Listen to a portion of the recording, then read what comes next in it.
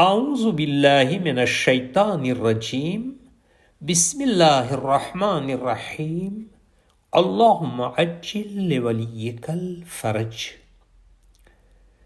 हज़रत अमीरुल मोमिनीन अली इब्न अबी तालिब अलैहिस्सलातु वस्सलाम नहजुल बलागाની અંદર હિકમત નંબર 129માં ઇરશાદ ફરમાવે છે કે જો અલ્લાહની અઝમત અને મહાનતાનો અહેસાસ થઈ જાય તો દુનિયાની દરેક મખલૂકની કિંમત માણસની નજરમાં ઘટી જાય. આ નુરાની કલામમાં ઇમામ અલી અલૈહિસ્સલામ ફરમાવી રહ્યા છે કે અલ્લાહની અઝમત અને મહાનતાની સામે આ દુનિયા અને આ દુનિયાની તમામ વસ્તુઓની કોઈ હૈસિયત નથી. જો અલ્લાહની અઝમત ઓળખી જશો તો દુનિયાની કોઈ કિંમત તમારી સામે નહીં રહે. જો એક ઇન્સાન ખાલી પાણીના હોજ જોયો હોય અને પછી તેને સ્વિમિંગ પુલ પાસે લઈ જવામાં આવે તો તે હોજની હૈસિયત નહીં રહે. અને તે જ પ્રમાણે જે ઇન્સાન ખાલી સ્વિમિંગ પુલ જોયું હોય અને તેને વિશાળ દરિયા પાસે લઈ જવામાં આવે તો તે સ્વિમિંગ પુલની હૈસિયત તેની સામે નહીં રહે.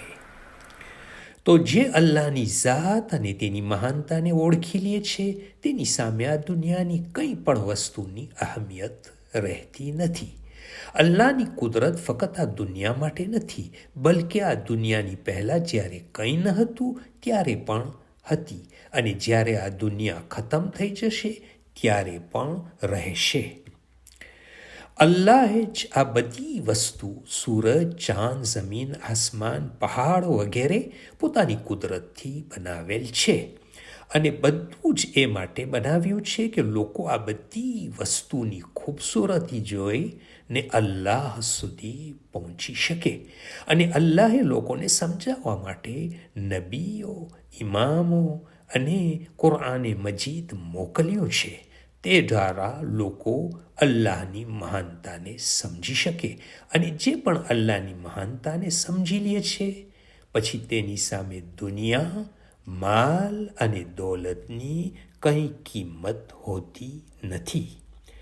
જેવી રીતે તમામ ઇમામો અલૈહિમુસ્સલામ અને ખાસ ઇમામ અલી અલૈહિસ્સલામ અઝમતે ખુદાને ઓળખીને કહેતા હતા કે અઈ દુનિયા, તું બીજાઓને છેતરજે, તને તો 3 તલાક આપીને હું તારાથી દૂર થઈ ગયો છું.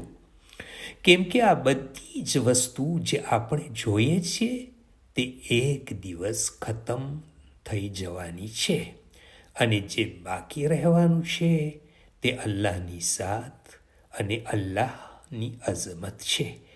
અલ્લાહુમ્મા સલ્લી અલા મુહમ્મદ વ આલિ મુહમ્મદ વ અજ્જિલ ફરજહુમ from Fountain of Ahlul Bayt alayhimus salam.